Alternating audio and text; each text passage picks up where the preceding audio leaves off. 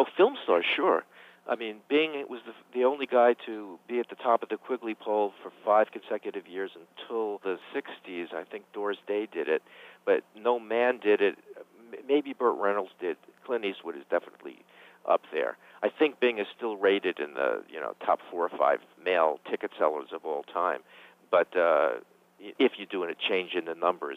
But I would say that that Eastwood probably is the one guy who, and John Wayne certainly, who had careers that were as long and that just nothing could take away from that kind of popularity. I think had he lived, that Elvis would have had a similar career as a recording artist.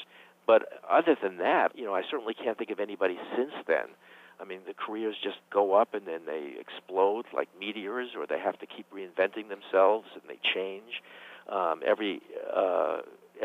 I'm talking about mainstream performers, obviously, and it's a little different in jazz or, say, in soul music. Somebody like James Brown, who went on forever.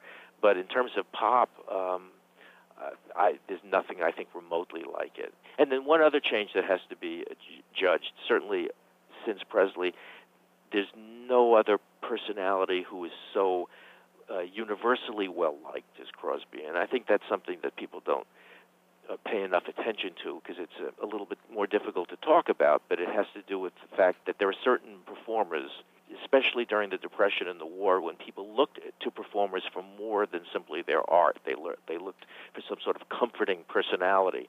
In the 60s, it was Walter Cronkite. Everybody said he was the most trusted man in America.